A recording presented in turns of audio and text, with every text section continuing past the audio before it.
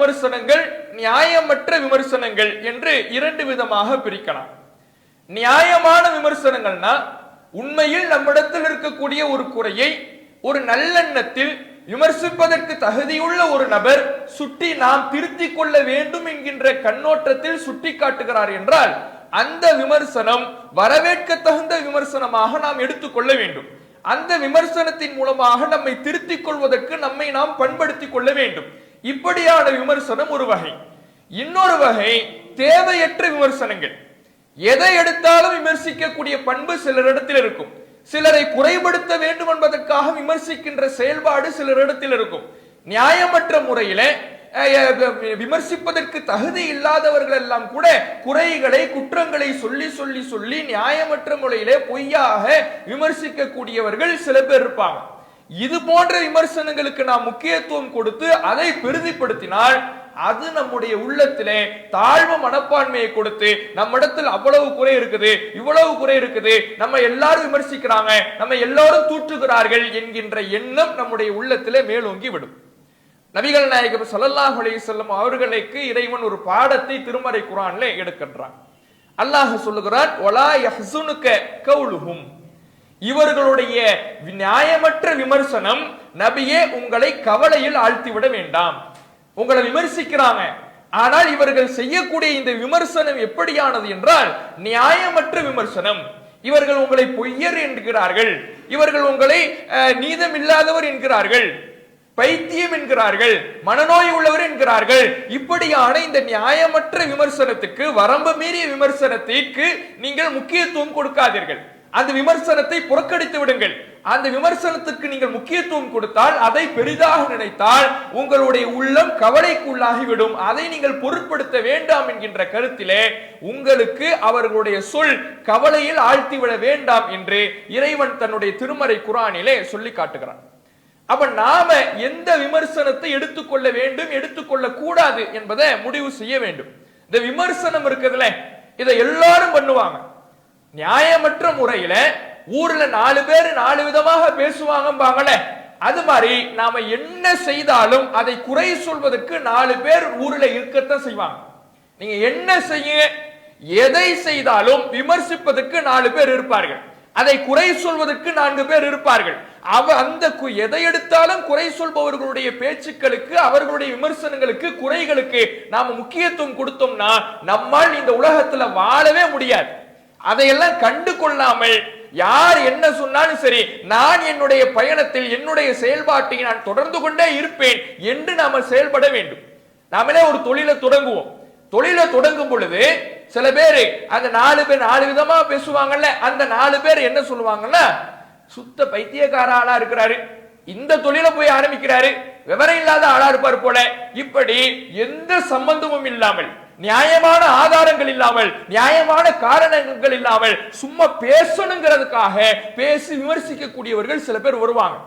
இதற்கு முக்கியத்துவம் கொடுத்து இந்த விமர்சனத்தை நம்முடைய உள்ளத்துக்குள்ளே எடுத்துக்கொண்டோம்னு வைங்களேன், என்ன இப்படி சொல்றாங்களே, அப்ப அவ்வளவுதான் போல, தெரியாதனமா இறங்கிட்டோம் போல, நம்ம தோத்துருவோம் போல, நம்மளால ஜெயிக்க முடியாது போல, லாபத்தை பார்க்க முடியாது போல என்று நம்முடைய உள்ளத்தில் கவலைகள் வந்து, தாழ்வு மனப்பான்மை வந்து, நம்மால் எந்த காரியத்திலையும் முன்னேற முடியாத ஒரு சூழல் வந்துடும். நம்ம ஒரு காலேஜ்ல நீங்க ஒரு கோர்ஸ் எடுத்துட்டு வந்துடுவீங்க. எடுத்துட்டு வந்த உடனே இந்த 4 விதமா பேசுற 4 பேர் வந்து, யாராவது இந்த காலத்துல போய் இந்த கோர்ஸ் எடுப்பாங்களா, சுத்த பைத்தியக்கார ஆளா இருக்கிறீங்களே, இந்த கோர்ஸுக்கெல்லாம் இப்ப வேலை இருக்குதா, தேவையில்லாம இதை போய் எடுத்துட்டு வந்து ஏமாந்துட்டு ஃபீஸையும் கட்டிட்டு ஏமாந்துட்டு வந்துட்டீங்களே, ஐயோ பாவம் என்று நம்ம இடத்துல வந்து சொல்லுவாங்க. இப்படி சொல்லும் பொழுது நம்ம மனசுல அதுல 1000 நன்மைகள் இருந்தாலும் கூட அந்த நன்மைகள் நமக்கு கண்ணுக்கு தெரியாது. நம்ம மனசு எதை சொல்லும்னா, ஆஹா அப்ப நம்ம தப்பா எடுத்துட்டோம் போல இருக்க முடிவு, நம்ம தப்பான கோர்ஸ் தேர்வு செஞ்சுட்டோம் போல, நம்ம வந்து அவ்வளவுதான் தெரியாம ஒரு முடிவு எடுத்துட்டோம் போல என்று நம்முடைய மனசு சொல்லும். இதுக்கு வழி கொடுத்துட்டோம்னு வைங்களேன், நம்மால எதையிலுமே ஜெயிக்க முடியாது. இதற்கெல்லாம் முக்கியத்துவம் கொடுக்கவே கூடாது. அதுக்கு தான் இதுக்கு ஒரு அழகான ஒரு குதிரை கதை ஒண்ணு சொல்லுவாங்க. என்ன பண்ணாங்க, ஒரு தகப்பனாரும் மகனும் ஒரு குதிரையை ஒண்ணு வாங்குறாங்க. வாங்கிட்டு அந்த குதிரையில 2 பேரும் ஏறி போய்கிட்டு இருக்கிறாங்க. 2 பேரும் ஏறி போய்கிட்டு இருக்கும் பொழுது என்ன பண்ற, அவன் ஒருத்தன் வரான், பாக்குறவன் என்ன சொல்றான், எரும மாடு மாதிரி 2 பேர் இருந்துட்டு வாயில்லாத ஜீவன் மேல இப்படி போய் 2 பேரும் ஏறி உட்கார்ந்துட்டு போறானே அப்படின்னு சொன்னானா. உடனே ஆஹா குறை சொல்ல ஆரம்பிச்சுட்டானோ, இன்னமே அவ்வளவுதான் போய் நம்ம தப்பு செஞ்சுட்டோம் போல என்று இந்த விமர்சனத்துக்கு முக்கியத்துவம் கொடுத்து என்ன பண்றாரு, ஒரு ஆள் இறங்கிடுறார், தகப்பன் இறங்கிடுறார், மக மேலே ஏறி உட்கார்ந்துட்டு போறார். இப்ப இன்னொரு ஆள் வரான், இன்னொரு ஆள் வந்து என்ன சொல்றான், மகன் வந்து தகப்பனை நடக்க விட்டுட்டு மகன் எப்படி உட்கார்ந்துட்டு சௌகரியமா வரான் பாரு ஜம்முன்னு, தகப்பன் பெத்த தகப்பனை நடக்க விட்டுட்டு இவன் எப்படி திமுறா வரான் பாரு இப்படின்னு ஒரு சொல்றான். உடனே என்ன பண்ணிட்டான், மகன் இறங்கிட்டு தகப்பனை ஏத்தி விட்டுட்டான். தகப்பன் உட்கார்ந்து வந்து பயணம் செஞ்சுக்கிட்டு வராரு. இப்போ ஒருத்தன் வரான், மூணாவது ஒருத்தன் வரான். மூணாவது ஒருத்தன் வந்து மகனை நடக்க விட்டு, பெத்த மகன் சின்ன பையன், அவனை நடக்க விட்டுட்டு எரும மாடு மாதிரி இந்த ஆள் ஏறி உட்கார்ந்துட்டு போறான் பார். இப்படி மூணாவது ஒருத்தன், என்னடா இது வம்பா பிடிச்சு, இவங்களுக்கு என்ன செய்யறதுனே தெரியல. 2 பேர் உட்கார்ந்தாலும் குறை சொல்றான், மகன் உட்கார்ந்தாலும் குறை சொல்றான், தகப்பன் உட்கார்ந்தாலும் குறை சொல்றான். என்ன செய்யறது, சரி 2 பேரும் இறங்கிடுவோம், சும்மா நடத்தி கூட்டிட்டு போவோம். இப்போ ஒருத்தன் வரான், 2 பேருமே இறங்கி குதிரைய புடிச்சு கூட்டிட்டு போறாங்க. இப்போ ஒருத்தன் வந்து ஏன் சுத்த பைத்தியக்காரனுலா இருப்பானோ போல இருக்கு, குதிரைய வச்சுக்கிட்டு 2 பேரும் இப்படி கால்நடையா நடந்துட்டு போறானுங்களே, இவனை மாதிரி பைத்தியக்காரன் உலகத்துல கிடையாதுன்னு சொன்னானா. இந்த 4 விதமா 4 பேர் பேசுவான்ல, அந்த 4 பேர் இவன் தான். எதை நீங்க செஞ்சாலும் ஏதாவது ஒரு குறையை பேசுவதற்கு ஊரிலே ஆட்கள் இருக்கத்தான் செய்யும். இந்த விமர்சனங்களுக்கெல்லாம், இந்த நியாயமற்ற முறையற்ற விமர்சனங்களுக்கெல்லாம் முக்கியத்துவம் கொடுத்தோன்னு வைங்களேன், நம்ம வாழவே முடியாது. ஏவன் என்ன நீ என்ன பேசுறான்னு பேசுறான், நான் அல்லாஹ் மீது நம்பிக்கை வச்சு முயற்சி செய்யறேன், அல்லாஹ் வெற்றியோ தோல்வியோ அல்லாஹ் கொடுக்கறதை ஏத்துக்கிறேன்னு போய்கிட்டே இருக்கணும். இதுக்கு முக்கியத்துவம் கொடுத்தோம் நம்மளால வாழவே முடியாது. அப்ப இது போன்ற தேவையற்ற விமர்சனங்களை நாம் தவிர்த்து விட வேண்டும். சில நியாயமான விமர்சனங்கள் வரும், நியாயமான குறைகளை தெளிவுபடுத்துகிற வகையில, நம்முடைய குறைகளை சரி செய்கின்ற வகையில சில நியாயமான விமர்சனங்கள் வரும். அந்த விமர்சனங்களை ஏத்துக்கணும். அப்பையும் நீ என்னன்னாலும் சொல்லிக்க, நான் ஏத்துக்க மாட்டேன்னு இருக்க கூடாது. நியாயமான விமர்சனம்னா என்ன, ஒருத்தர் சிகரெட் பிடிக்கிறார், நல்ல சிகரெட்டை ஊதி தள்ளுற ஆளு. இப்போ ஒருத்தர், ஏன்பா இப்படி சிகரெட்டை குடிச்சுக்கிட்டு இருக்கீங்க, உடம்புக்கு கெடுதி இல்லையா, பல நோய்களை உண்டாக்குமே, உங்களுக்கு மட்டும் நோய் இல்ல, உங்க குடும்பத்துக்கு நோய், உங்க பக்கத்துல நிக்கிற ஆளுக்கு நோயாச்சே, ஏன் இதை விட்டுடலாம் தானே. நீ என்னன்னாலும் சொல்லுடா, நான் ஊதித்தான் தள்ளுவேன். இப்ப இருந்தோம்னா இப்ப யாருக்கு கேடு, நமக்கு தான் கேடு. அப்ப நியாயமான விமர்சனம், நியாயமற்ற விமர்சனம், முறையான விமர்சனம், முறையற்ற விமர்சனம், ஆதாரப்பூர்வமான அறிவுபூர்வமான விமர்சனம், முட்டாள்தனமான விமர்சனம், இதில் எதை எடுத்துக்கொள்ள வேண்டும், எதை எடுத்துக்கொள்ள கூடாது என்பதிலே நம்ம ஒரு தெளிவை அடைய வேண்டும். தெளிவை அடைந்த பிறகு தேவையற்ற விமர்சனங்களுக்கு முக்கியத்துவம் கொடுக்காமல் நியாயமான விமர்சனங்களுக்கு மட்டும் முக்கியத்துவம் கொடுத்து திருத்த வேண்டியவர்களை திருத்தி கொண்டால் நம்முடைய வாழ்க்கை நிம்மதியாக மகிழ்ச்சியான முறையில செல்லும். நியாயமற்ற விமர்சனங்களுக்கு வரக்கூடிய கருத்துக்களுக்கெல்லாம் குறை சொல்றவனுடைய குறைகளை எல்லாம் எடுத்துக்கிட்டே இருந்தோம்னா நம்மால் நிம்மதியாக ஒரு நாளும் வாழவே முடியாது. சொல்பவர்கள் 1000 குறைகளை சொல்லிக் கொண்டு தான் இருப்பார்கள். அதற்கெல்லாம் முக்கியத்துவம் கொடுத்து கொண்டால் எந்த காரியத்தையும், ஒரு வியாபாரமா இருந்தாலும் சரிதான், ஒரு குடும்பமா இருந்தாலும் சரிதான், பள்ளி கல்லூரி படிப்பாக இருந்தாலும் சரிதான், எதையுமே நம்மளால நிம்மதியாக செய்து முடிக்க முடியாது. அப்ப இது போன்ற குறைகளை வந்து நம்ம மனசுல ஏத்திக்கிட்டோம்னா அதுவே தாழ்வு மனப்பான்மைக்கு, இப்படி சொல்லிட்டானே நம்மளால ஜெயிக்க முடியாது, நம்ம தப்பான முடிவு எடுத்துட்டோம் போல, இப்படி சொல்லிட்டானே இதுல இவ்வளவு இருக்குதா, இப்படி நினைச்சுக்கிட்டு இருந்தோம் நம்மால் முடியாது என்கின்ற தாழ்வு மனப்பான்மைக்கு, மன நெருக்கடிக்கு நாம ஆளாகிடுவோம். அப்ப இந்த விமர்சனத்துக்கு எல்லாம் அஞ்சாத ஒரு பண்பு நம்ம இடத்துல இருக்கணும். அதனாலதான் அல்லாஹ் திருமறை குர்ஆனிலே நன்மக்களை பற்றி சொல்லுகிற பொழுது வலா யகாஃபுன லௌமத்த லாயிமீன், பழிப்போரின் பழிச்சொல்லுக்கு, விமர்சிக்க கூடியவர்களுடைய விமர்சனத்துக்கு அவர்கள் அஞ்ச மாட்டார்கள். நியாயமற்ற முறையில யாரெல்லாம் விமர்சனம் செய்கிறார்களோ அந்த விமர்சனத்திற்கு அவர்கள் முக்கியத்துவம் கொடுக்க மாட்டார்கள். அதற்கு பயந்து போய் ஒடுங்கிவிட மாட்டார்கள், ஒதுங்கிவிட மாட்டார்கள். தங்களுடைய காரியம் எதுவோ, தங்களுடைய இலக்கு எதுவோ அதை நோக்கி அவர்கள் பயணித்துக் கொண்டிருப்பார்கள் என்று அல்லாஹ் ரப்பல் ஆலமீன் திருமறை குர்ஆனிலே சொல்லி காட்டுகிறான். அப்ப இந்த தாழ்வு மனப்பான்மையை போக்குகிற விஷயத்துல நாம கவனிக்க வேண்டிய மிக முக்கியமான விஷயம். அடுத்தது என்னன்னா, நம்ம இடத்துல ஒரு குறையே இருக்கும், சில குறைபாடுகள். குறை இல்லாத மனுஷன் இல்ல, யாரிடத்திலாவது எல்லாரிடத்துல ஏதாவது ஒரு குறை இருக்கும். ஒரு அறிவில் குறைபாடு இருக்கும், நம்ம கல்வியில் குறைபாடு இருக்கும், விவரத்தில் குறைபாடு இருக்கும், பேச்சு திறமையில் குறைபாடு இருக்கும். இப்படி ஏதாவது ஒரு வகையில நம்மிடத்தில் ஒரு குறைபாடு என்பது இருக்கும். இந்த குறைபாடையே எண்ணிக்கொண்டிருந்தோம் என்றாலும் நமக்கு தாழ்வு மனப்பான்மை வந்துடும். அதனாலதான் நபிகள் நாயகம் ஸல்லல்லாஹு அலைஹி வஸல்லம் அவர்கள் அதை போக்குவதற்கு அழகான ஒரு வழிமுறையை சொல்லி காட்டினார். இதார நீங்கள் உங்களை விட சிறப்பானவர்களை நீங்கள் பார்த்தால், நீங்க ஒருத்தரை பார்க்கிறீங்க, உங்களை விட மேம்பட்டவர்களாக அவர்களை பார்த்தீர்கள் என்றால், உன்லுரு இலா மன் அஸ்ஃபல மின்கும், நீங்கள் உங்களுக்கு கீழுள்ளவர்களை பாருங்கள். நீங்க ஒரு ஆளை பார்க்கிறீங்க, ஆஹா இவரை மாதிரி திறமை நமக்கு இல்லையே, இவரை மாதிரி கல்வி நமக்கு இல்லையே, இவரை மாதிரி அறிவுத்திறன் நமக்கு இல்லையே, இவரை மாதிரி பிசினஸ் டெக்னிக் நமக்கு இல்லையே, இப்படி இவரை மாதிரி நமக்கு இல்லையே, இவரை மாதிரி நமக்கு இல்லையேன்னு உங்க மனசு சொன்னுச்சுன்னா, நீங்கள் பார்க்க வேண்டியது உங்களுக்கு மேலுள்ளவர்களை அல்ல, உங்களுக்கு கீழுள்ளவர்களை. வலா தன்துரு இலா மன் ஹுவ ஃபௌகுக்கும், உங்களுக்கு மேலுள்ளவர்களை நீங்கள் பார்க்காதீர்கள். உங்களுக்கு மேலே யார் இருக்கிறார், உங்களை விட பணத்தில் உயர்ந்தவர் யார், உங்களை விட தோற்றத்தில் உயர்ந்தவர் யார், உங்களை விட திறமையில் உயர்ந்தவர் யார், அவர்களை பார்க்காதீர்கள். உங்களை விட கீழே 1000 பேர் இருப்பார்கள், உங்களை விட கீழே தோற்றத்திலே 1000 பேர் குறைவுள்ளவராக இருப்பார்கள், செல்வத்திலே குறைவுள்ளவர்களாக இருப்பார்கள், கஷ்டப்படுபவர்களாக இருப்பார்கள், சிரமப்படுபவர்களாக இருப்பார்கள், திறமையிலே உங்களை விட கம்மியாக இருப்பாங்க. அவர்களை நீங்கள் பார்த்து இவர்களை விட அல்லாஹ் நம்மை மேம்படுத்தி இருக்கிறான் என்று உங்களுடைய மனதுக்கு சொல்லிக் கொடுங்கள். ஏனென்றால் இதுதான் அல்லாஹ் உங்களுக்கு வழங்கிய அருட்கொடையை நீங்கள் குறைத்து மதிப்பிடாமல் இருப்பதற்கு ஏற்ற வழி. அல்லாஹ் எத்தனையோ அருளை நமக்கு தந்திருக்கிறான். ஆனா நம்ம மனசு என்ன சொல்லும், நம்மை விட உயர்வானவர்களை பார்க்கின்ற பொழுது, நம்மை விட சிறந்தவர்களை பார்க்கின்ற பொழுது, அல்லாஹ் நம்மளுக்கு எதுவுமே தரலையே, அல்லாஹ் நம்மளை இப்படி வச்சுட்டானே, அல்லாஹ் நம்மளை குறை உள்ளவனா படைச்சிட்டானே, அல்லாஹ் நமக்கு இப்படி ஒரு குறைபாடு கொடுத்துட்டானேன்னு மனசு சொல்லும். அப்படி மனசு சொல்லும் பொழுது அல்லாஹ் கொடுத்த 1000 அருட்கொடையை நம்ம மனசு மறந்துடும். நம்மளால நல்ல பார்வை, நமக்கு நல்ல பார்வை இருக்கும், நல்ல பேச்சு இருக்கும், நல்ல செல்வம் இருக்கும், நல்ல ஆரோக்கியம் இருக்கும். ஆனா எது இல்லையோ அதைத்தான் மனசு சொல்லுமா. எது இல்லையோ, இல்லாததை நாம நினைத்து நினைத்து கொண்டிருந்தோம் என்றால் அல்லாஹுடைய அருளுக்கு நம்மால் நன்றி செலுத்த முடியாது. அல்லாஹுடைய அருளையே நாம் குறைத்து மதிப்பிடக்கூடியவர்களாக இருப்போம். எது இருக்கிறதோ அதை நினையுங்கள், இல்லாததை நினைத்து கவலைப்படாதீர்கள், கீழுள்ளவர்களை பாருங்கள், மேலுள்ளவர்களை பார்க்காதீர்கள் என்று அல்லாஹுடைய தூதரவர்கள் நமக்கு சொல்லிக் கொடுக்கிறாங்க.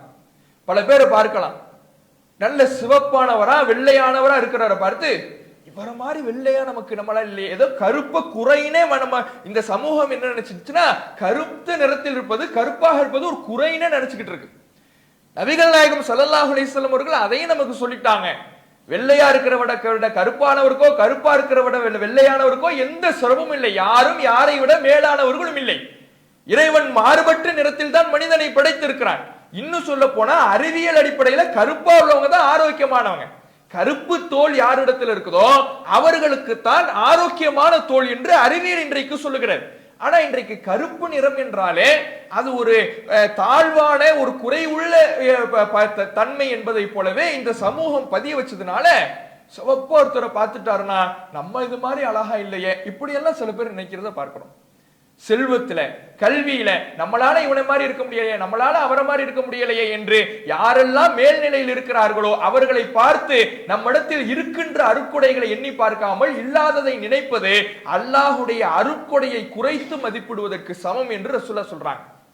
அப்ப நாம என்ன நினைக்கணும், நம்ம இடத்துல ஒரு குறை இருந்தாலுமே, எல்லாமே நம்ம இடத்துல குறை இல்லை, இந்த ஒரு குறை இருந்தாலும் நம்ம இடத்துல ஒரு குறை இருக்கலாம், நமக்கு நோய் இருக்கலாம், அல்லது நமக்கு கல்வி அறிவு கம்மியா இருக்கலாம், அல்லது நமக்கு விவரம் கம்மியா இருக்கலாம், அல்லது ஆரோக்கியம் கம்மியா இருக்கலாம், ஏதோ ஒரு குறை நம்ம இடத்துல இருக்கலாம்.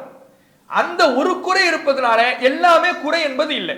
நம்மை விட எவ்வளவோ சிரமப்படக்கூடியவர்கள் கீழே இருக்கிறாங்க. நம்மள்கிட்ட கொஞ்சம் காசு பணம் இல்லைன்னு உடனே நம்ம மனசு, நீ அடுத்தவர்கிட்ட பேசுவதற்கு கூட உனக்கு தகுதி இல்லை, நீ போய் பேசினா அவங்க மதிக்க மாட்டாங்க, நீ போய் பேசினா உன் கருத்தங்க எடுபடாது, உன் கருத்தங்க காது கொடுத்து கேட்க மாட்டாங்க, இப்படி எல்லாம் மனசு சொல்லி கொடுக்கும். ஏன்னா தாழ்வு மனப்பான்மையை மனம் அங்கே நமக்கு விதைக்க பார்க்கிறது.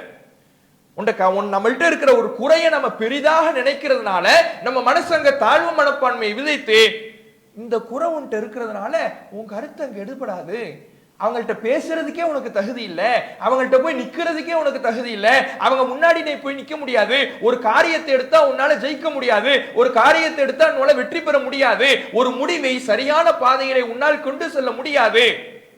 இப்படி நம்முடைய மனசு சொன்னுச்சுன்னா நம்முடைய தாழ்வு மனப்பான்மையை அகற்ற வேண்டிய இடத்துல இருக்கிறோம். நமக்கு கீழ் உள்ளவர்களை பார்த்து என்னை அல்லாஹ் எவ்வளவோ மேல்நிலையில் வைத்திருக்கிறான் என்று நம்முடைய மனதிற்கு தெம்பூட்ட வேண்டிய இடத்தில் நாம் இருக்கிறோம். யோசிச்சு பாருங்க, இன்றைக்கு பலஸ்தீனத்துல எவ்வளவு பெரிய சிரமத்தில் மக்கள் இருக்கிறாங்க. அவர்களுடைய சிரமத்தோடு ஒப்பிட்டா, அவர்களுடைய கஷ்டத்தோடு ஒப்பிட்டால் நமக்கு இருக்கிற கஷ்டம்லாம் ஒரு பெரிய கஷ்டமா? நோன்பு நேரத்துல கூட போர் சூழல்ல ஆயுதங்களும் தாக்குதல்கள் தங்களுடைய மேனியிலே பட்டுக்கொண்டு வெடிகுண்டு வெடி சத்தங்களும் வெடிகுண்டினுடைய தாக்குதல்களும் துப்பாக்கி தோட்டாக்களும் தங்களை தாக்கி கொண்டிருக்கக்கூடிய சூழ்நிலையை நோன்பாளிகளாக அங்கே தங்களுடைய நேரத்தை கழித்துக் கொண்டிருக்கிறார்களே, இஃப்தார் செய்வதற்கும் சஹர் செய்வதற்கும் உணவை தேடி அலைந்து கொண்டிருக்கிறார்களே, அவர்களை விட மோசமான நிலையில் அல்லாஹ் நம்மளை வச்சிருக்கிறானா? ஆனா அவர்களுடைய மன உறுதி எப்படி இருக்குது? இன்னைக்கு நம்ம சொகுசா இருந்துகிட்டு அவர்களோடு ஒப்பிட்டால் எவ்வளவோ நல்ல நிலைமையில இருந்துகிட்டு என்னால எதுவுமே முடியல, என்ன அல்லாஹ் இவ்வளவு சிரமத்தில் வச்சிருக்கிறானே, இவ்வளவு கஷ்டத்தில் வச்சிருக்கிறானே என்று யோசித்துக் கொண்டிருக்கிறோம். ஆனா அவர்களுடைய நிலை ரொம்ப மிக மோசமாக இருக்கிறது, கண்ணீர் விடக்கூடிய வகையில் இருக்கிறது. பச்சிளம் குழந்தைகளை தங்களுடைய தாய்மார்கள் தூக்கி கொண்டு அலைகிறார்கள், இடிபாடுகளிலே சிக்கி தவித்து குழந்தைகள் மரணித்துக் கொண்டிருக்கிறது. உலக நாடுகளால் தடை செய்யப்பட்ட வெடிகுண்டுகளை பயன்படுத்தி ஒரு கட்டையை போல, மரக்கட்டையை போல மனிதர்களுடைய உடலை மாற்றி விடுகிறார்கள். அவ்வளவு மோசமாக அங்க இருக்கக்கூடிய சூழ்நிலையிலையும் அந்த மக்களுடைய மன உறுதி எப்படி இருக்கு? யோசிச்சு பாருங்க, எப்படியான மன உறுதியை பெற்றிருக்கிறார்கள். அல்லாஹ் எங்களுக்கு உதவுவான், நிச்சயமாக எங்களுக்கு வெற்றி கிடைக்கும், நிச்சயமாக நாங்கள் வெற்றி பாதையிலே பயணிப்போம் என்கின்ற மன உறுதியோடு பயணிக்கிறார்களே. ஆனா இன்னைக்கு நம்ம எல்லாத்தையும் பெற்றுக்கிட்டு நமக்கு மேலுள்ளவர்களை பார்த்துட்டு அவரை மாதிரி என்னால இருக்க முடியல, அவரை மாதிரி என்னால பைக் வாங்க முடியல, அவரை மாதிரி என்னால கார் வாங்க முடியல, அவரை மாதிரி என்னால நகை நட்டுகளை வாங்கி சேகரிக்க முடியல, எங்களுடைய வருமானமோ குறைவா இருக்குது, அவர்களோடு நம்ம போய் நிக்க முடியுமா, அவர்களிடத்துல நம்ம பேச முடியுமா? இப்படி நம்ம இடத்துல இல்லாததை நினைத்து நினைத்து நினைத்து வருத்தப்பட்டு நம்முடைய உள்ளத்திலே தாழ்வு மனப்பான்மை வளர்த்து கொண்டிருக்கிறோமே, இது உண்மையான இறை நம்பிக்கையா? இது இறைவனின் மீது நிராசை அடைகின்ற செயல். தாழ்வு மனப்பான்மை அங்கதான் கொண்டு போய் விடும். அல்லாஹ் எனக்கு ஒண்ணுமே செய்யல, அல்லாஹ் எனக்கு என்ன குறைவுள்ளவனா படைச்சிட்டான், என்ன மட்டும் ஏன் அல்லாஹ் இப்படி படைச்சான்னு தெரியல என்று இறைவனுடைய அருட்கொடைகளை மறந்து இறைவனுடைய அருளில் நிராசை அடைகின்ற இடத்துக்குத்தான் இந்த தாழ்வு மனப்பான்மை கொண்டு போய் விடும். அப்ப நாம இதிலிருந்து விடுபடுவதற்கு நம்மை விட கீழ்நிலையில் இருப்பவர்களை பார்க்கணும். எவ்வளவோ மோசமா நம்மை விட இருக்கிறாங்க. நமக்கு பைக் வாங்க வழி இல்லையா, சைக்கிள்ல நமக்கு கார் வாங்க வழி இல்லையா, பைக்ல தான் போய்கிட்டு இருக்கிறோமா, சைக்கிள்ல ஒருத்தர் போய்கிட்டு இருக்கிறாரு பாருங்க, அவரை பார்க்கணும். சைக்கிள்ல தான் நம்முடைய கதி இருக்குதா? ஒருத்தர் நடந்து போய்கிட்டு இருக்கிறாரே, அவரை பார்க்கணும். நடப்பதுதான் நம்முடைய வழியா இருக்குதா? நடக்க கூட முடியாமல் கால்களை இழந்து தவழ்ந்து தவழ்ந்து செல்கிறாரே, அவரை பார்க்க வேண்டும். இப்படி எல்லா விஷயங்களிலேயும் நமக்கு கீழே இருப்பவர்களை பார்த்தால்தான் நம்முடைய நம்பிக்கை கூடும், நம்முடைய குறைபாடுகள் பெரிதாக நம்முடைய கண்கள் முன்னால், நம்முடைய மனக்கண் முன்னால் பூதாகரமாக ஆக்கப்படாது. அப்ப இது தாழ்வு மனப்பான்மையை போக்குவதற்கு மிக முக்கியமான வழி. குறையை நம்முடைய மனம் பூதாகரப்படுத்துகின்ற பொழுது அந்த குறைகள் எல்லாம் எதுவும் இல்லை, நம்மை விட குறை உள்ளவர்கள் இருக்கிறார்கள், அவர்கள் முன்னால் அல்லாஹ் நம்மை எவ்வளவோ மேம்படுத்தி இருக்கிறான் என்கின்ற பார்வையை வலுப்படுத்தினால் நம்முடைய உள்ளத்தில் இந்த தாழ்வு மனப்பான்மை இல்லாமல் போகும். இது ஒரு மிக முக்கியமான விஷயம். அடுத்ததாக நம்முடைய நம்பிக்கை. ஏற்கனவே நாம நேற்றைய தினம் பார்த்ததை போல நமக்கு நம்மால் முடியாது என்கின்ற சூழல் வருகின்ற பொழுது, நமக்கு வேற வழியே இல்லை, முடியாது, நம்மளால ஜெயிக்க முடியாது என்று நம்முடைய உள்ளம் நெருக்கடிக்கு உள்ளாகின்ற பொழுது அல்லாஹ் இருக்கிறான் என்கின்ற அந்த இறை நம்பிக்கை இருக்குதுல்ல, அந்த இறை நம்பிக்கை நமக்கு இந்த தாழ்வு மனப்பான்மையை போக்கும். இதை நமக்கு மார்க்கம் நமக்கு சொல்லி தருகிறது. நமக்கு எப்பெல்லாம் நம்மளால முடியாதுன்னு நம்ம மனசு சொல்லுதோ, உன்னால முடியாது, உன்னால ஜெயிக்க முடியாது, ஒரு வியாபாரத்தை உன்னால துவக்க முடியாது, உன்னால வியாபாரத்துல லாபத்தை பார்க்க முடியாது, இப்படி எப்போதெல்லாம் நம்மால் முடியாது, உன்னால் முடியாது, உன்னால் முடியாது என்று மனம் சொல்லுகிறதோ உன்னால் பரீட்சையிலே ஜெயிக்க முடியாது, உன்னால் வேலையை வாங்க முடியாது, உன்னால் ஒரு வேலைக்கு அப்ளை செய்து அந்த வேலையிலே போய் சேர முடியாது, எப்போ உன்னால் இதை கற்றுக்கொள்ள முடியாது, உன்னால் ஆங்கிலத்தை சரியாக பேச முடியாது, சரளமாக பேச முடியாது, இப்படி எதையெல்லாம் உன்னால் முடியாது உன்னால் முடியாது என்று மனம் சொல்லுகிறதோ அப்போது அந்த மனதுக்கு நாம சொல்லக்கூடிய விஷயம், அல்லாஹ் இருக்கிறான், நான் பார்த்துக் கொள்கிறேன், இறைவன் என்னோடு இருக்கிறான், அவனுடைய உதவி இருக்கிறது, அவனுடைய உதவி எதிர்பார்த்து பயணித்துக் கொண்டிருக்கிறேன், அவனின் பக்கம் சரணடைந்த பிறகு எனக்கு எந்த கவலையும் இல்லை என்று நம்முடைய மனதை நாம் பக்குவப்படுத்தி விட்டால், அல்லாஹ்வின் மீது உண்டான தவக்குலை நம்முடைய உள்ளத்திற்கு தன்னம்பிக்கையாக வைத்து விட்டால், அப்ப இந்த தாழ்வு மனப்பான்மை எல்லாம் சுக்குநூறா போயிடும். யோசிச்சு பாருங்க, நபிகள் நாயகம் ஸல்லல்லாஹு அலைஹி வஸல்லம் அவர்களும் அபூபக்கர் ரலியல்லாஹு அவர்களும் எதிரிகளால் மக்காவில் இருந்து துரத்தி வரப்படுகிறார்கள். அப்ப அல்லாஹ்வுடைய தூதர் அவர்களும் அபூபக்கர் ரலியல்லாஹு அவர்களும் சௌர் அப்படிங்கிற குகையில தஞ்சமடைகிறாங்க. அப்படி தஞ்சமடைகின்ற பொழுது நம்ம எதிரிகள் அந்த இடத்துக்கு வந்துடுறாங்க, போய் தஞ்சமடைகிறாங்க, எதிரிகள் அந்த இடத்துக்கு வந்துடுறாங்க. கீழே குனிஞ்சு பார்த்தாங்கன்னா, எதிரிகள் கீழே குனிந்து பார்த்தார்கள் என்றால் நபிகள் நாயகம் ஸல்லல்லாஹு அலைஹி வஸல்லம் அவர்களும் அபூபக்கர் ரலியல்லாஹு அவர்களும் அந்த இடத்திலேயே அவர்களால் கொல்லப்படுவார்கள். எவ்வளவு பெரிய நெருக்கடின்னு பாருங்க. தப்பிக்க முடியாது என்று மனம் சொல்லுகின்ற இடம்.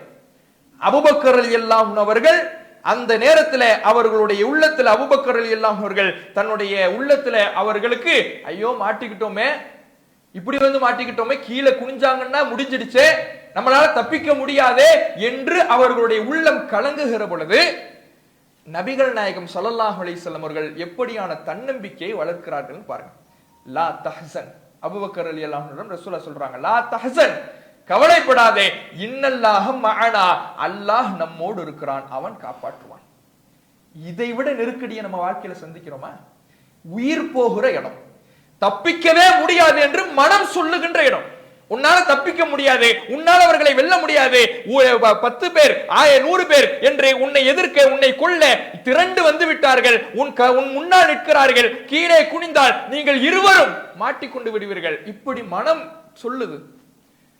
ஆனால் அந்த மனம் சொல்லுகின்ற பொழுதும் ரசூலுல்லாஹ் என்ன சொன்னாங்க? என்னன்னாலும் ஆயிட்டு போட்டும், என்ன நடக்கட்டும், அவன் வரட்டும், கீழே குனிந்து கூட பார்க்கட்டும், என்ன நாள் ஆகட்டும், அல்லாஹ் இருக்கிறான்னு நான் நம்பி இருக்கிறேன், இதுக்கப்புறம் நான் ஏன் கவலைப்படணும்னு நபிகள் நாயகம் ஸல்லல்லாஹு அலைஹி வஸல்லம் அவர்கள் தன்னுடைய நம்பிக்கையை வளர்த்தார்களே. இந்த நம்பிக்கையில் நிம்மதி இருக்கிறது என்று அல்லாஹ் சொல்லுகிறான். இந்த நம்பிக்கையை சொன்னதனால் ஃபஅன்ஸலல்லாஹு ஸகீனத்தஹு அலைஹி, அல்லாஹ் அவர்களின் மீது நிம்மதியை இறக்கி வைத்தான். இந்த நம்பிக்கை அவர்களுக்கு நிம்மதியை கொடுத்துச்சு. மனம் சொன்னுச்சு, உங்க எதி அவ்வளவுதான், நீங்க தோத்து போயிட்டீங்க, உங்களை கொல்ல போறாங்க, உங்க வாழ்க்கையே முடிஞ்சிடுச்சுன்னு மனம் சொன்னது. ஆனால் அந்த மனதிலே அல்லாஹ்வுடைய தூதரவர்கள் என்ன மருந்தை போட்டாங்கன்னா, என்னனால ஆயிட்டு போட்டோம், அல்லாஹ் இருக்கிறான்னு மருந்தை போட்ட உடனே நிம்மதி அந்த உள்ளத்துக்கு வந்துடுச்சு.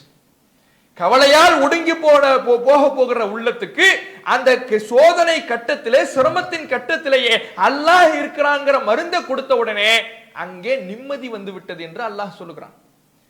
அப்ப இப்படி நாம நம்முடைய வாழ்க்கையில இது போன்ற நெருக்கடி சந்திச்சிட்டோமா? யோசிச்சு பாருங்க. இன்னும் பார்க்கலாம், மூசா நபி அவர்களுடைய வரலாறு அல்லாஹ் சொல்லி காட்டுறான். ஃபிரௌன் துரத்துறான், மூசா நபி அவர்களையும் மூமின்களையும் ஃபிரௌன் துரத்துறான். ஓடுறாங்க, முன்னாடி பார்த்தா கடல், பின்னாடி ஃபிரௌனுடைய படை வந்துகிட்டு இருக்கு. மூசா நபியோடு இருந்த அந்த சில நம்பிக்கையாளர்கள் அவங்க சொல்றாங்க, இன்னால முதுரக்கும் இப்படி வந்து மாட்டிக்கிட்டோமே, முன்னால கடல்ல போய் விழுந்தாலும் என்னதான் மூழ்க வேண்டியதான். கடல்ல போய் அங்க முன்னாடி கடல் வந்துருச்சுன்னா தப்பிக்க முடியுமா? தப்பிக்க வழி இல்லை. ஏதாவது ஒரு போட்டு கிடக்குது அப்படியான ஒரு சூழலா இல்லை.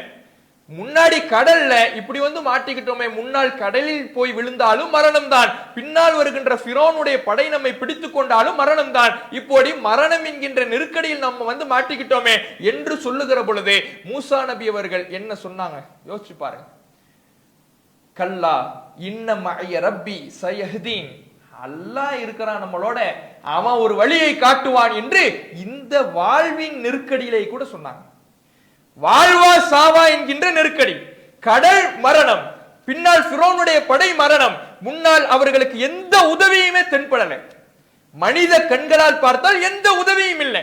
ஒரு போட்டு கிடக்குது, ஒரு கப்பல் கிடக்குது, அல்லாஹ் இருக்கிறான் இந்த போட்ல எல்லாரும் ஏறுங்கப்பா, இப்படியான ஒரு நிலைமை இல்ல. போட்டு இல்ல. நமக்கு எப்படி நம்பிக்கை வரும்னா, ஒரு போட்டு கிடக்குதுன்னா அல்லாஹ் இருக்கிறான், எல்லாரும் அந்த போட்ல ஏறுங்க அப்படின்னு வரும். ஏன்னா தப்பிப்பதற்கு ஒரு காரணம் இருக்குதுல்ல, அதை பார்த்த உடனே அல்லாஹ் இருக்கிறான்னு வரும். ஆனா இங்க அங்கு அந்த சூழல்ல இல்ல, போட்டு இல்ல. சரி, இன்னொரு நாட்டினுடைய மண்ணை வந்து ஃபிரௌனையெல்லாம் அடிச்சு துவம்சம் செஞ்சுட்டு நம்மளை காப்பாத்திடுவான், அப்படி யாராவது இன்னொரு படை வந்துச்சா? இல்ல.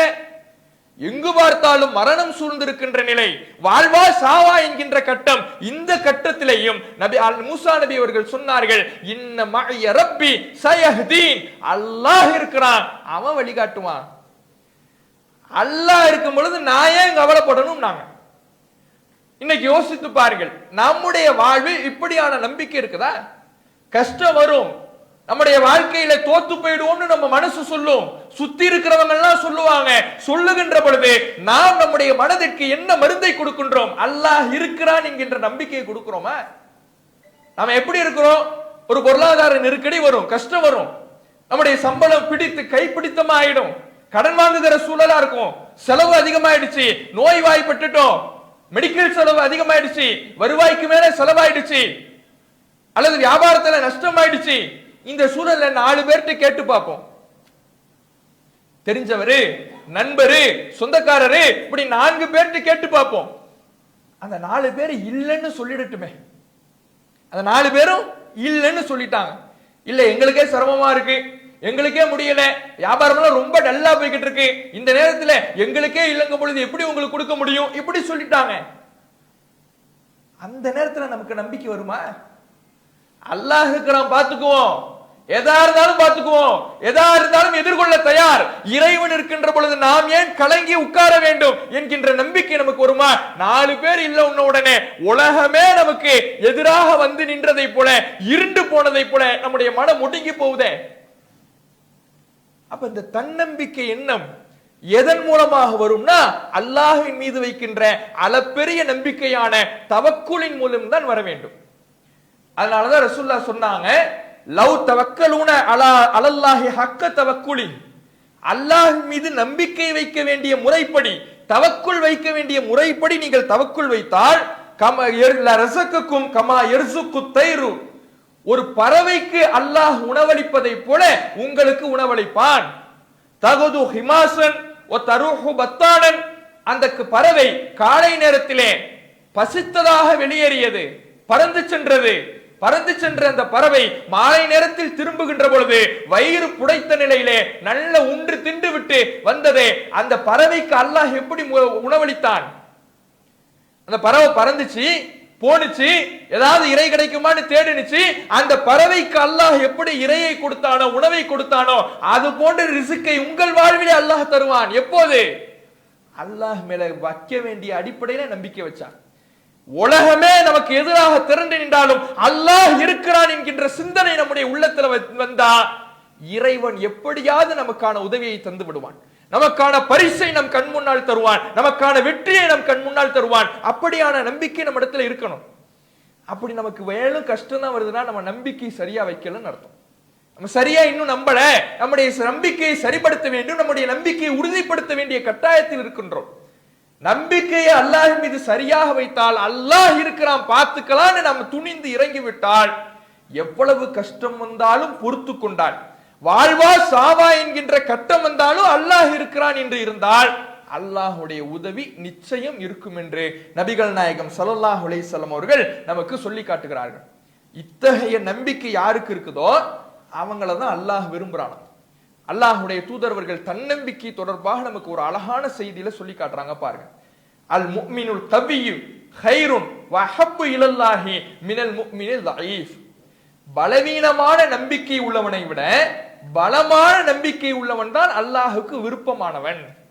ஒரு பலவீனமான நம்பிக்கை இருக்குது, கஷ்டம் வந்த உடனே, சோதனை வந்த உடனே, ஒரு குறை வந்த உடனே துவண்டு போகிற, நம்மளால முடியாது, நம்மால ஜெயிக்க முடியாது, நம்மால் வெல்ல முடியாது, நம்மளால லாபம் பார்க்க முடியாது என்று நம்மால் முடியாது என்று நினைக்கின்ற பலவீனமான உள்ளத்தை விட எது வந்தாலும் பார்த்துக்கலாம் என்று இருக்கின்ற பலமான உள்ளம் உள்ளவர்களைத்தான் அல்லாஹ் விரும்புகின்றான், நேசிக்கின்றான்.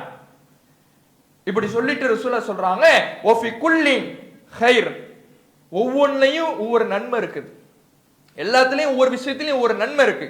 இஹ்ரிஸ் அலாமா யன்ஃபஉக், உனக்கு எது பயன் தருமோ அதுல நீ உச்சபட்ச முயற்சி செய், பேரார்வம் கொண்டு முயற்சி செய். உனக்கு ஒண்ணு நன்மைன்னு தெரிஞ்சிருச்சா, முயற்சி செய். நாம ஒரு காரியத்துல இறங்க போறோம், ஒரு ஆலோசனை செய்யறோம், இது நல்லதுன்னு தெரியுது, ஆலோசனை செய்யாம கண்ண மூடி இறங்குறது ரசூலா சொல்லல. ஒரு ஆலோசனை செய்றீங்க, விசாரிக்கிறீங்க, இந்த தொழில் கை கூடுமா, இந்த படிப்பு நல்லா வருமா, இந்த திருமணம் சரியா வருமா, இப்படி எந்த எல்லாத்தையும் நீங்க பாக்குறீங்க, விசாரிக்கிறீங்க. உங்க மனசுக்கு சொல்லுது திருப்தியா இருக்குது, இப்ப இறங்கலான்னு சொல்லுது. இப்ப இறங்கலான்னு சொல்லுகின்ற அந்த இடத்துல தோத்துடுவோமோ அப்படின்னு நினைக்காதீங்க. அந்த நேரத்துல முயற்சி செய், நீ அந்த காரியத்துல பேரார்வம் கொண்டு இறங்கு. வஸ்தஈன் பல்லா, இறங்கிட்டு அல்லாஹ்விடத்தில் நீ உதவி தேடு. இறங்கு, வந்து வரத பாத்துக்கலாம், அல்லாஹ் இருக்கிறான் என்று அல்லாஹ்விடத்தில் உதவி தேடி நீ இறங்கு. வலா தஅஜிஸ், அதுல கஷ்டம் வரும், சில நஷ்டங்கள் வரும், சில துன்பங்கள் வரும், துயரங்கள் வரும், சிரமங்கள் வரும், சில விமர்சனங்கள் வரும். அதுல சோர்ந்து போயிடாத, மனம் தளர்ந்துடாத. நம்மளே ஒரு வியாபாரத்தை ஆரம்பிப்போம், ஒரு வாரம் ஆயிடும், போனியே ஆகாது. என்னடா ஆரம்பிச்சோம், இறங்கணும், ஒண்ணுமே ஆகலையே, மனம் தளரும். இப்படி மனம் தளர்ந்துடாதீங்க. மனம் தளராமல் அல்லாஹ்விடத்தில் உதவி தேடி நீ முயற்சி செய்து கொண்டே இரு. ஃபைன் அஸாபக ஷைஉன், ஒரு கஷ்டம் வந்தது என்றால் ஃபலா தக்குல் அன் லவ் அன்னி ஃபஅல்து கான கதா வ கதா, நீ என்ன சொல்லக்கூடாதுன்னா அப்பவே நான் அப்படி செஞ்சிருந்தா இப்படிலாம் நடந்திருக்காதே, இப்படி சொல்லாத. நான் அதெல்லாம் செஞ்சிருக்கணுமே, தெரியாதனமா இதை செஞ்சுட்டேனே, இப்படி சொல்லாதீங்க. ஏனென்றால் இது நிம்மதியை கெடுத்துடும். நாம ஒரு காரியத்துல இறங்கணும், அல்லாஹ் மீது நம்பிக்கை வச்சு இறங்கணும், முழு முயற்சி செஞ்சோம், நன்மையா தீமையான்னு முதல்ல விசாரிச்சோம், நல்லதுன்னு தெரிஞ்சிச்சு, இப்ப இறங்கணும், அல்லாஹ்விடத்துல உதவி தேடணும். அல்லாஹ் ஒரு சோதனையை கஷ்டத்தை கொடுக்குறான்னா அப்பவே நான் அப்படி செஞ்சிருக்கணுமே, இப்படி சொல்லாதீங்க. அப்படி சொன்னால் அது ஷைத்தானுடைய காரியம், அது ஷைத்தான்ற செயல், அப்படி செய்யாதீங்கிறாங்க ரசூலுல்லாஹ். இந்த செய்தி நமக்கு சொல்லி தரக்கூடிய பாடத்தை பாருங்க. அல்லாஹ்வுடைய தூதர் அவர்கள், உங்கள் உள்ளத்திலே நீங்கள் நம்பிக்கையை வளர்த்துக் கொள்ளுங்கள். எந்த ஒரு காரியமாக இருந்தாலும் ஒரு காரியத்தில் இறங்குவதற்கு முன்னால் நீங்க விசாரிங்க, நீங்க இது செய்யலாமா வேணாமா, இதை ஆரம்பிக்கலாமா ஆரம்பிக்க வேணாமா, இதை எடுக்கலாமா எடுக்க கூடாதா, இப்படி நீங்கள் விசாரியுங்கள். விசாரித்து விட்டு உங்களுக்கு நல்லது என்று தெரிந்து விட்டால், இதுல இறங்கலான்னு உங்களுக்கு தோணிடுச்சுன்னா அல்லாஹ்விடத்துல உதவி தேடிட்டு கண்ணை மூடிட்டு இறங்குங்க. அல்லாஹ்விடத்துல உதவி தேடிட்டு இறங்குங்க, முயற்சி செய்யுங்க. இஹ்ரிஸ், நீங்கள் முயற்சி செய்யுங்கள். அதுல சில கஷ்டங்கள் வரும், சங்கடங்கள் வரும், சோர்ந்து போயிடாதீங்க. அல்லாஹ் இருக்கிறான், இறங்கிட்டீங்கல்ல, அல்லாஹ் உதவுவான், போய்கிட்டே இருங்க என்று நபிகள் நாயகம் ஸல்லல்லாஹு அலைஹி வஸல்லம் அவர்கள் நமக்கு சொல்றாங்க. அதுல ஒரு கஷ்டம் வந்தா கூட, துன்பம் வந்தா கூட, நஷ்டம் வந்தா கூட நீங்க சொல்ல வேண்டியது கதுருல்லா, அல்லாஹ்வுடைய நாட்டம் அப்படின்னு இருந்தீங்கன்னா உங்களுக்கு நிம்மதி கிடைக்கும். அப்படி அல்லாஹ்வுடைய நாட்டம்னு நீங்க போகாம, நான் அப்படி இப்படி இறங்கிக்க கூடாதே, அப்படி எப்படிலாம் செஞ்சிருக்கணுமே, இப்படி செய்யாததை நினைத்து, கடந்து போனதை நினைத்து, நடந்து முடிந்ததை நினைத்து நீங்கள் புலம்பிக் கொண்டிருந்தீர்கள் என்றால் அது நிம்மதியை கொடுக்காது. விதி அல்லாஹ் ஏன் ஏற்படுத்தி இருக்கிறான் யோசிச்சு பாருங்க. நம்ம ஒரு காரியத்தை செய்கிறோம், முயற்சி செய்கிறோம், வருங்காலத்துக்கு விதியின் மேல பழிப்படக்கூடாது, வருங்காலத்துக்கு முயற்சி செய்யணும். நடந்து முடிந்த ஒரு காரியம் என்றால் அது நமக்கு கவலை அளிக்கின்ற விஷயம்னா அல்லாஹ்வுடைய நாட்டம்னு இருக்கணும். அதுதான் அல்லாஹ் குர்ஆன்ல சொல்லி காட்டுறான், அலி கைலா தஸவ் அலா மா ஃபாத்தக்கும் வலா தஃப்ரஹு பிமா ஆதாக்கும், உங்களுக்கு கிடைத்ததை நினைச்சு நீங்க பெரும் கர்வம் கொண்டு விடாமல் இருப்பதற்கும், உங்களுக்கு தவறி போனதை நினைத்து நீங்கள் கவலை கொள்ளாமல் இருப்பதற்கும் தான் அல்லாஹ் விதியை ஏற்படுத்தி இருக்கிறான். என்ன நடந்தாலும் லை யுஸீபனா இல்லாமா கதபல்லாஹு லனா, அல்லாஹ் விதிச்சதை தவிர எனக்கு வேற எதுவும் நடக்காது, இப்படி போய்கிட்டே இருக்கணும். இந்த நம்பிக்கை நம்ம மனசுல புகுந்துடுச்சுன்னா தாழ்வு மனப்பான்மை, கவலை எல்லாமே உடைஞ்சிடும். நம்மளால முடியாதுங்கிற எண்ணம் வராது. உன்னால முடியாது சரி, உன்கிட்ட பலவீனம் இருக்குதுன்னு நீ நினைக்கிற சரி, உன்னிடத்துல குறை இருக்குதுன்னு நினைக்கிற சரி, நீ நம்பிக்கை வைக்க வேண்டியது யார் மேல? ஓ மேல மட்டும் இல்ல, உன்னை படைச்ச ரப்பு உன்னை போ சொல்றான், போ. உன்னை படைச்ச ரப்பு எதுனாலும் பார்த்துக்கலாம், நீ இறங்குடாங்கிறான், நீ இறங்கு. இப்படி அல்லாஹ் நமக்கு சொல்லி தருகிற பொழுது தன்னம்பிக்கை என்பது நம்மீது வைக்க வேண்டிய நம்பிக்கை மட்டும் இல்ல, என்னால முடியும்னு கண்ணை மூடிக்கிட்டு நம்புற நம்பிக்கை இல்ல. அல்லாஹ் இருக்கிறான், அகிலத்தை படைத்தவன், வானத்தை பூமியை படைத்தவன், பிரபஞ்சத்தை படைத்தவன். அத்தகைய அல்லாஹ்வுக்கு நம்ம வியாபாரத்துல லாபம் தரதா கஷ்டம்? அத்தகைய அல்லாஹ்வுக்கு நம்ம வாழ்க்கையில நல்லது நடக்க வைக்கிறதா கஷ்டம்? அல்லாஹ் இருக்கிறான், இறங்குகின்ற என்று அல்லாஹ்வுடைய தூதர் அவர்கள் நமக்கு சொல்லி காட்டுறாங்க. கஷ்டம் வரும், துன்பம் வரும், அப்ப நீ சடைவடைஞ்சிடாத, சோர்ந்து போயிடாத, உன் மனசுல நெருக்கடிக்குள்ளாயிடாத. அல்லாஹ் இருக்கிறான்னு போய்கிட்டே இருக்கிறாங்க ரசூலுல்லாஹ். இந்த நம்பிக்கை நம்மிடத்துல இருக்குதா? இது இருந்தால் நம்முடைய வாழ்க்கையில இந்த சோர்வு, தாழ்வு மனப்பான்மை எதற்கும் இடம் கொடுக்காமல் நம்முடைய வாழ்க்கையை சிறப்பாக நிம்மதியாக அமைத்துக் கொள்ளலாம்.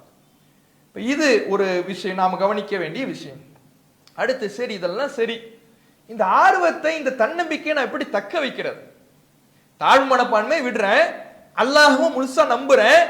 அந்த அந்த நம்பிக்கையை, அந்த தன்னம்பிக்கையை, அந்த தவக்குலை என் வாழ்நாள் முழுவதும் தொடர்வது எப்படி?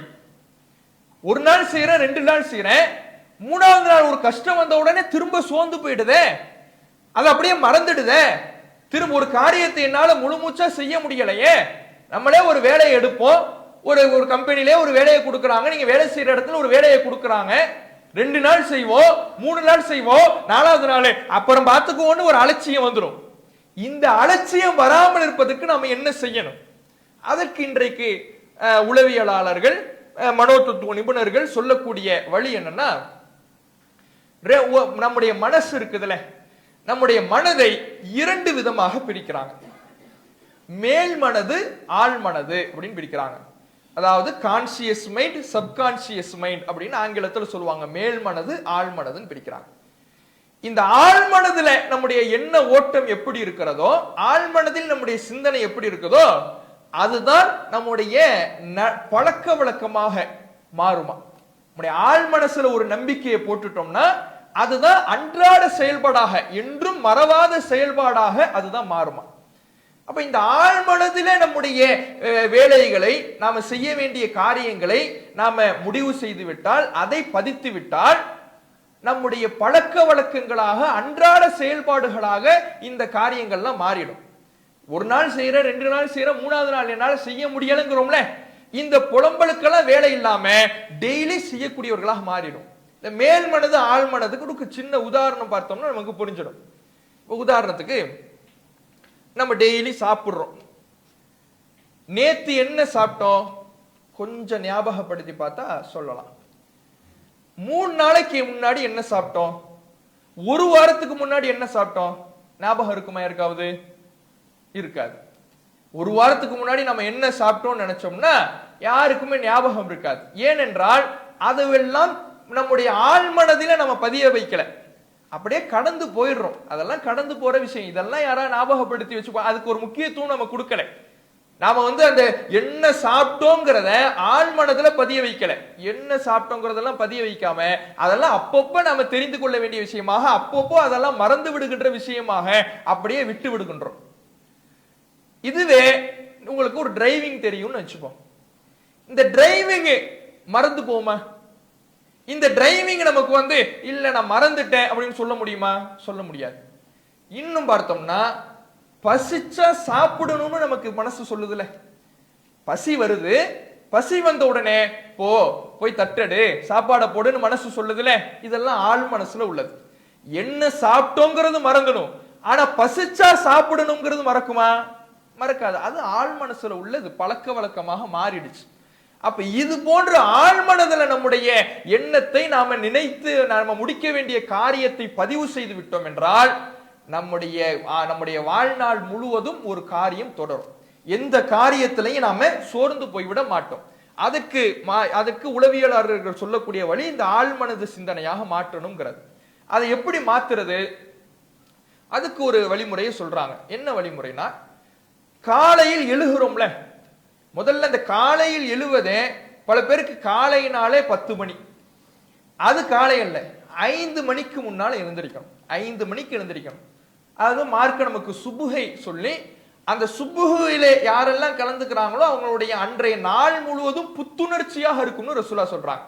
நீங்க சுபுகுக்கு எழுந்திருச்சிட்டீங்கன்னா அன்னைக்கு நாள் முழுக்க உங்களுக்கு புத்துணர்ச்சியாக இருக்கும், அதுல ஒரு சோம்பல்தனம் வராது, அலட்சியம் வராது என்று நபிகள் நாயகம் ஸல்லல்லாஹு அலைஹி வஸல்லம் சொல்றாங்க. உலகத்துல பல வெற்றியாளர்களை சொல்றாங்க, பல உலக பார்வையில வெற்றி பெற்றவர்கள், சாதனையாளர்கள் அப்படின்லாம் பல பேரை பட்டியல் போடுறாங்க. அவர்கள் அனைவருக்கும் இருக்கக்கூடிய ஒரு ஒற்றுமையாக இன்றைக்கு புள்ளி விவரங்கள் தெரிவிக்கக்கூடிய கருத்து என்னன்னா, அவங்க எல்லாருமே 5 மணிக்கு முன்னால் முழிக்கக்கூடியவங்களா இருந்திருக்காங்க. ஆனா நம்முடைய மார்க்கு அதை கடமையாக்குது. அவங்க எல்லாம் ஒரு பழக்க வழக்கமா செய்யறாங்க, அவ்வளவுதான்.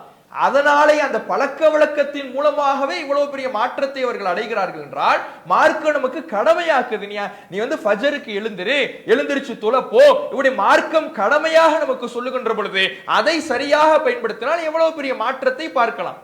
இப்ப காலையில் எழுந்திருக்கணும், எழுந்திருத்து காலையில் எழுகின்ற பொழுதே அன்றைக்கு நாம் என்னென்ன செய்ய வேண்டும், நம்முடைய நோக்கம் என்ன, நாம செய்ய வேண்டிய இலக்கு என்ன என்பதை நாம பதிய வைக்கணும் அப்படின்னு இன்றைக்கு உளவியாளர்கள் சொல்றாங்க. காலையில எழுந்திருக்கிறீங்க, எழுந்திருக்கும் பொழுதே இன்னைக்கு செய்ய வேண்டிய வேலை என்ன, நம்முடைய இலக்கு என்ன, செய்து முடிக்க வேண்டிய காரியம் என்ன, இதை நீங்க அந்த காலை நேரத்திலேயே மனசுல பதிய வச்சிட்டீங்கன்னா அதுதான் உங்களுடைய நோக்கமாக அன்றைய நாள் முழுவதும் இருக்கும். நம்மளே பார்த்திருப்போம், காலையில எழுந்திருக்கும் போது ஏதாவது ஒரு பாட்டு சத்தம் காதுல விழுந்துருட்டுமே, அன்னைக்கு நாள் முழுக்க அதே தான் ஓடிக்கிட்டு இருக்கும் மனசுல. ஏன், அந்த காலையில் பதிகின்ற விஷயம் ஆழ்மனதுல போய் பதிஞ்சிடும், அதுவே நமக்கு மீண்டும் மீண்டும் மீண்டும் சிந்தனை ஓட்டங்களாக அன்றைய நாள் முழுவதும் வந்து கொண்டிருக்கும்.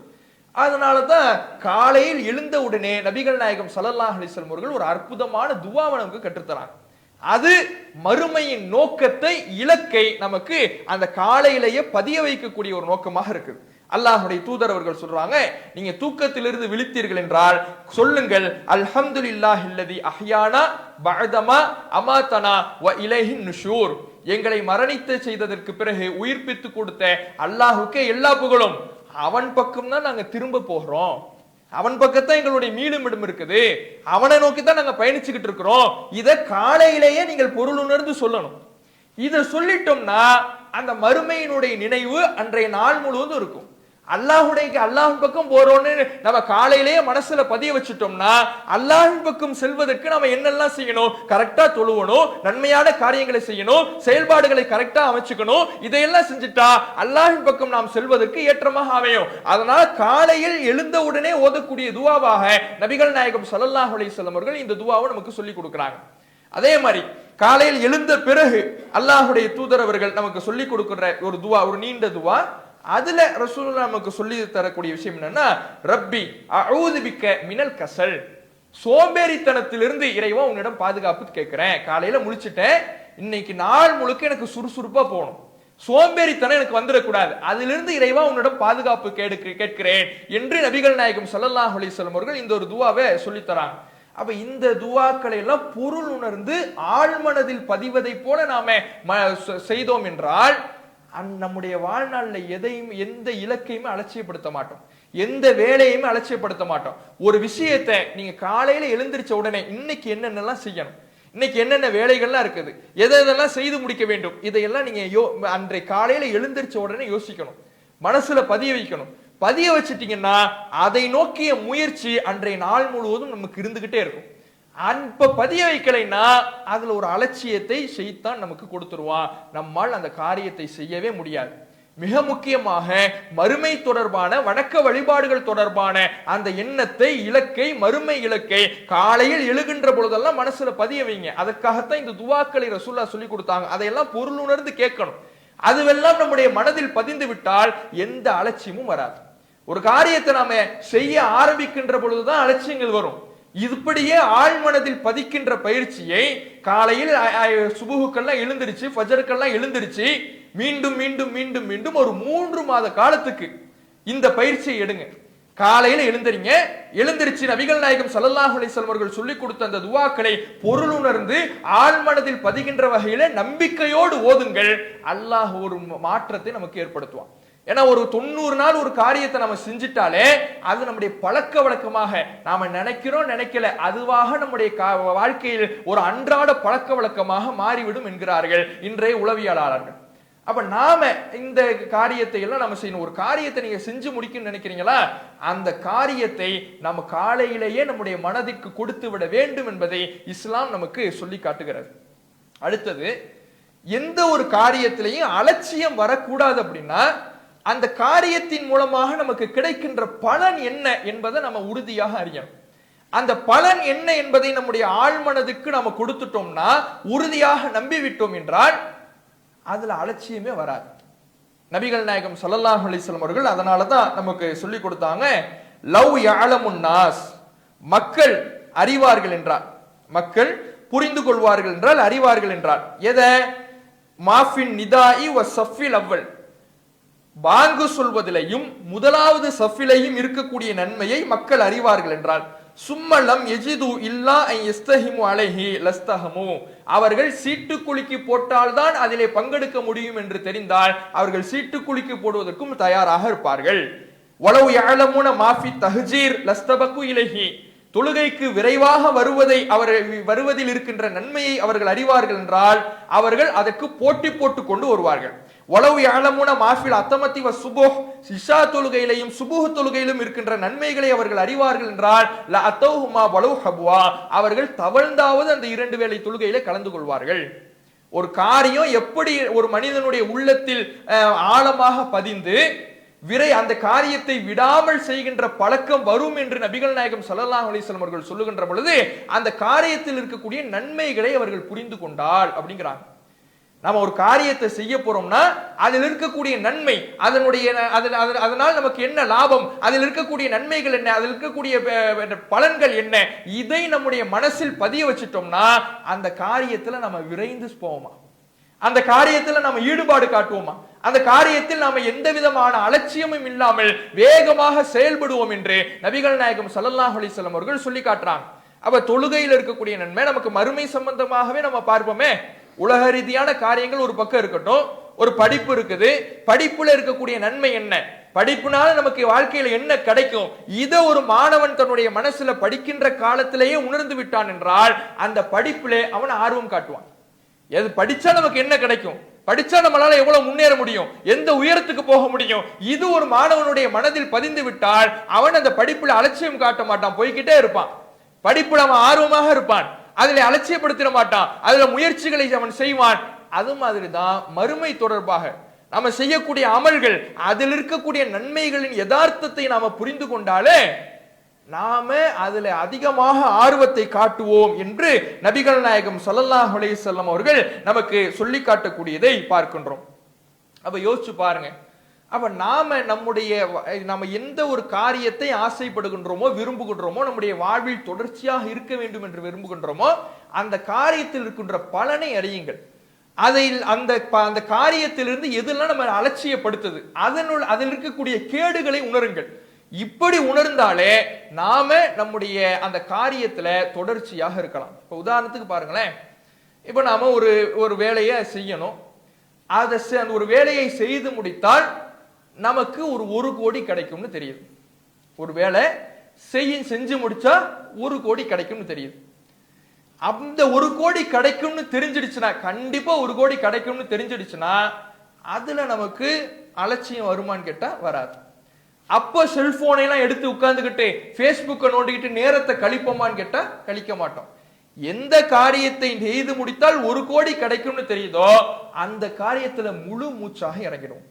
அதே மாதிரிதான் அமல்கள் விஷயத்துல, இந்த அமலை செஞ்சா நமக்கு அளப்பெரிய நன்மை இருக்குதுன்னு உணர்ந்துட்டோம்னா அதுல நமக்கு அலட்சியம் வரவே வராது. அதனாலதான் ரசூலுல்லாஹ் இந்த கூலிகளை பற்றி சொல்லுகின்ற பொழுதெல்லாம் உலகத்தோடு ஒப்பிட்டு நமக்கு சொல்லி காட்டினாங்க பல விஷயங்கள். சுபுஹனுடைய சுன்னத் தொழுகையை பற்றி சொல்லுகின்ற பொழுது, அதே மாதிரி சுவனத்தில் கிடைக்கின்ற இடத்தை பற்றி சொல்லுகின்ற பொழுதெல்லாம் ஹைரும் மினத் துன்யா வமா ஃபீஹா, அது உலகத்தை விட, உலகத்தில் இருக்கின்ற அனைத்தை விட சிறந்தது நாங்க சொல்லலாம்.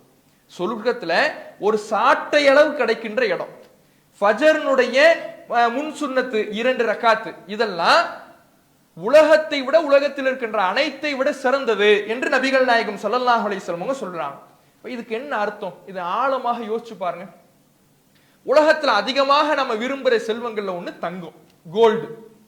இந்த கோல்டு 1 கிராம் எவ்வளவு?